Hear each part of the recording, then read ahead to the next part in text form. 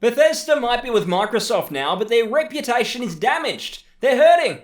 The disaster of Fallout 76 is still very fresh in people's minds, and it actually caused a lot of people to turn on Fallout 4 and see it for the dumbed-down game that it is. If Starfield is more rubbish, then I really do think that the RPG community is just going to be done with them. So what do Bethesda need to do to win back their fans, and also create a great RPG that is still in line with their strengths? Let's talk about it. Hello, Estelden here. Starfield's E3 announcement back in 2018 was a little bit out of character for modern Bethesda. While it seemed perfectly normal at the time, it's now been over 2 years since that initial reveal, and we've only really heard tidbits and murmurings surrounding what the game will actually be, which does tell you they absolutely knew it was years away, and yet they shared it anyway. Completely the opposite to Fallout 4, which had its announcement and release all within the space of 6 months. So why was that? Fallout 4 was a big success commercially, so why not repeat that strategy and wait until Starfield was much further along? I do believe it's because Bethesda know their formula no longer works, and by that I mean their game design formula.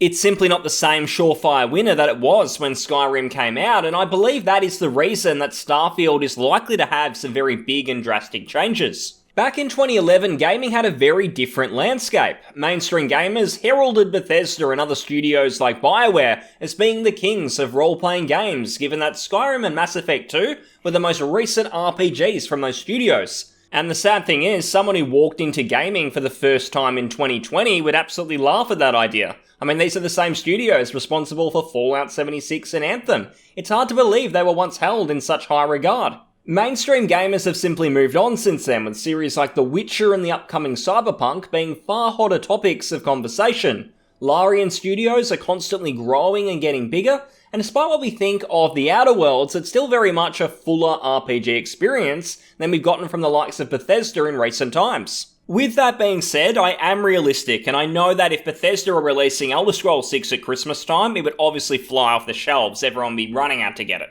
I just want to make the point that they used to be held in such high regard, like the absolute pinnacle of the RPG genre, at least in the mainstream, but unfortunately, they've just fallen from grace. But what that means is Bethesda still has a pretty big chance to redeem themselves. The space RPG is relatively unpopulated territory, and I'm honestly shocked that not many other studios have tried to replicate Mass Effect's success. BioWare themselves completely squandered any hope that Mass Effect seemed to have thanks to Andromeda, and in the last 20 years, Mass Effect 1 is still really the only space opera RPG with much notoriety that isn't a Star Wars game. I mean, I guess Outer Worlds was technically in space and all that, but I don't really think that feels like Mass Effect or a real space opera. It's basically just a Fallout game with a different coat of paint. When Bethesda started work on Starfield, they would have had no way of knowing that Mass Effect and similar series would pretty much be dead. So it puts them in a really fortunate place, and if Elder Scrolls 6 was what they were working on, it would have absolutely been compared to games like Witcher 3. Instead, it has the opportunity to be something entirely different and quite unique to the industry when it comes out. Bethesda need to be designing Starfield with a brand new experience in mind. It absolutely cannot simply be another Fallout 4 clone with the same streamlining, such as the Radiant quests. And if you don't know what those are, what I mean is those randomly generated MMO quests that you start to pick up towards the end of the game. It cannot have those. It cannot have a skill system that appears to have been designed for preschoolers. That's not going to work. And there can't be any more of this, oh, it just works. None of that talk either. I mean, you say that and then look at Fallout 76. You were incompetent. It costs you a lot of fans, so when you do reveal this game to the public, you're going to have to be more transparent and make it clear that this isn't just an even more dumbed down Fallout 4, this is Starfield. This is our passion, and this is just so much more than anything we've ever done before. That is what they're going to need to get across. In order to fix Bethesda's reputation, Starfield needs to start off on the right foot. Fallout 4, and to a lesser extent Fallout 3, just tried too hard to give the players a backstory of Bethesda's own choosing. This just doesn't really work in a regular RPG, and it's even stupider, believe it or not, in a Bethesda game.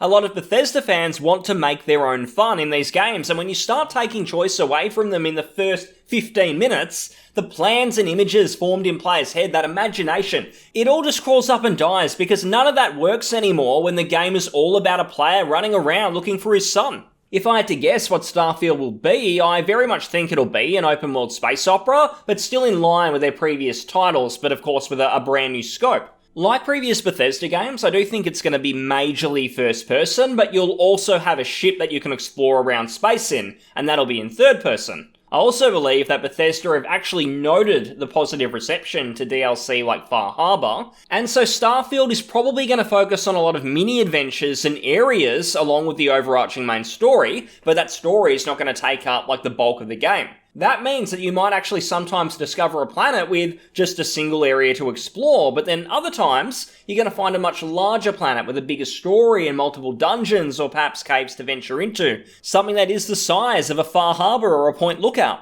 I also believe it will try and balance what they like most about their Elder Scrolls and Fallout games when it comes to the skill systems. I do think it will continue to have skills like hacking and repair, but at the same time I can see them implementing elements of the magic system from the Elder Scrolls series, and simply rebranding those skills in the sci-fi world that they've created. For instance, electroshock, that can be a skill that works just like magic from Skyrim. Regardless of the particulars though, I think the real key here is that this needs to be the new Bethesda, not more of the same, and that means they need to change the fundamentals of many key areas of their game design strategy. An area of Bethesda games that I feel has slowly gotten worse and worse since Morrowind is the dungeon crawling. This is in fact the bread and butter of the Bethesda gameplay loop. You enter a dungeon, you clear it, you leave, and of course you might dabble around the world for a bit, but then you're going to get back on that hamster wheel, you're going to enter another dungeon and rinse and repeat that process. This is the bulk of a Bethesda game for many people outside of towns, and their approach is simply just getting stale. They need to revamp that in Starfield. And just to clarify what I mean there's very much a quantity over quality feel of the dungeons and settlements in games like Fallout 4. I explored probably all of them in that game, and I'd be hard-pressed to remember just about any of them.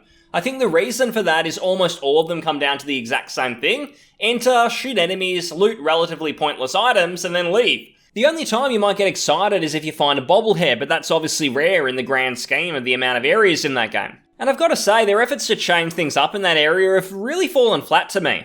Do you remember those utterly brain-dead puzzles in Skyrim? I mean, they're a really good example. It's very laughable going from some really decent head-scratcher puzzles in Divinity Original Sin to then going to match the birds or the snake with the very obvious symbol on the wall, which is about how depth they get in Skyrim. If I'm going to be fair and give them the benefit of the doubt, I do think maybe some of the traps are fine, but I want dungeon crawling to have much more depth game to game, not less. At least in Fallout 3, the locations did feel a bit more varied and not all samey like they did in Fallout 4. These games are meant to be RPGs, so why can't the dungeon crawling reward skill choices in a similar manner to the older Fallout games, or even just New Vegas? Starfield needs to get back to having meaningful skills that offer choice when exploring dungeons and locations.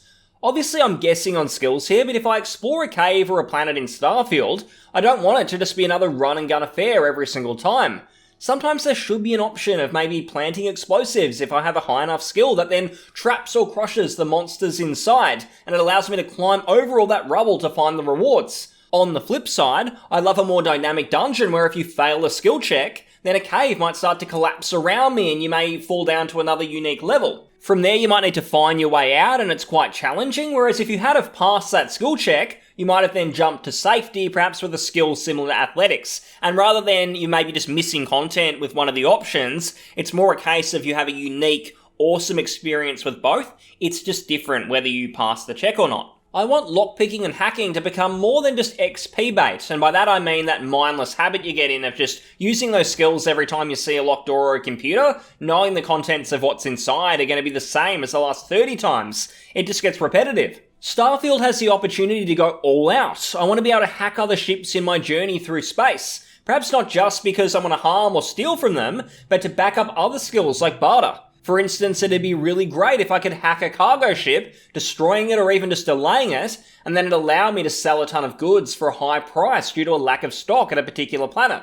I want the world to be dynamic and have me feel like specializing means a lot more than just looting a few useless items and as a means to get XP. Perhaps most of all though, the quests need to be far better than Bethesda have been providing in their last couple of games. In Skyrim, there was just way too much filler, which just made experiencing the genuinely good quests, like some of the Daedric ones, feel a little bit less special, given I'd already been burnt out and bored by a lot of these MMO-style filler quests. Fallout 4's the same. I can count the interesting quests on probably one hand. And despite the fact I consider Fallout 3 inferior to New Vegas, it still managed to have some memorable quests that offered a lot more choice and variety than its numbered sequel. Starfield really needs to take it a step up, and given we might be exploring different planets, it really should give them the opportunity to experiment. If we imagine a peaceful, civilized planet in Starfield that, let's say, is similar to Good Springs in New Vegas, Bethesda should be able to go crazy. It's not like in Fallout 4 where there's literally one seamless world. All these planets are likely to have loading screens, which is completely fine, because that should give us the opportunity to make choices that lead to a planet like this getting ravaged by space bandits, or perhaps even having the resource that they've been mining to get their wealth have it be contaminated, and that renders their wealth extinct, and we watch it slowly turn into a depressing ghost town. Or I guess we could be maybe not a psycho, and we could actually help them thrive. We can do that. I don't really care, just give us the choice. Choice was severely lacking in 4, and I feel choice and consequence is one of the most important features of an RPG. Even if Starfield gets it all correct in terms of design, a big question on people's minds is, can Gamebryo, or the Creation Engine as they've cheekily renamed it, can it hold up to the scrutiny this time round, given the very broken Fallout 76, which was made on the same engine? I'm not a tech wizard by any means, but I've watched and read a lot on the subject, and the balanced verdict at the end of the day seems to be that with a sufficient amount of work, the engine can reach an acceptable standard for 2020. Some people might not want to hear it, I know that, but I actually don't have a massive problem with their engine. I think it gives their games a very unique feel that I do think they know they might lose if they try and make any real drastic changes and switch engines. So I understand why they're sticking with it, and Todd has come out and said recently that they are doing a massive reworking that's going to be on the scale of Morrowind to Oblivion, apparently in terms of quality. Although that being said, when I think about Oblivion, I'm just reminded about all the jank and memes within that game, so I'm not sure why Todd pointed to that one when he was talking about the new step up for engine excellence. What I'll say though is it's fairly clear this isn't just going to be another Fallout 4, and that is simply based on the dev time. Don't get me wrong, that doesn't mean it's going to be good or it's better, it doesn't guarantee that, just that they're spending a lot more time on this one. If they've really been making this since at least Fallout 4's launch, it's going to have been a minimum of 6 years spent on the game. And that's based off the fact I think November next year is the earliest possible time it can launch. When you factor in that Pete Hines and Todd Howard have both implied that it's still years off, only recently, along with the security of Microsoft, probably taking away any pressure of having to rush this thing out, I do now think it's going to be November 22 at the earliest, because that seems to be the month that they like to release their games. The argument against them actually having worked on Starfield for this long, though, is whether or not Todd's studio had as much to do with Fallout 76 as was initially marketed. When the game was announced, Todd spoke about it like it was the next Fallout game. He spoke about it like he had a huge part of it, and for quite a while, it seemed to be assumed he directed the title, and perhaps his studio co-developed it with the Austin studio. In recent times, though, I've come to believe that that just isn't the case. I do think they very much wanted to oversell it as a genuine Bethesda title to guarantee all those pre-orders and the canvas bag sales. But since the game was a critical flop and the fans made their disgust perfectly clear, they've now stopped bothering with that, and it seems to be that it was simply a side studio's game and nothing much more. Everything I've seen and read very much points to that, and it does actually support the point of Starfield having a very long dev cycle. In fact, I always felt that Starfield and Elder Scrolls 6 were announced that early just so Todd Howard would have a duck-for-cover mechanism due to all the backlash of Fallout 76. They probably knew that a lot of people were going to be like, well, this isn't single-player, this isn't really Fallout, what the hell is this? And they said, oh, no, but look, we've got these single-player titles coming. Keep buying Fallout 76, keep buying microtransactions, because the single-player stuff, it's coming, don't worry.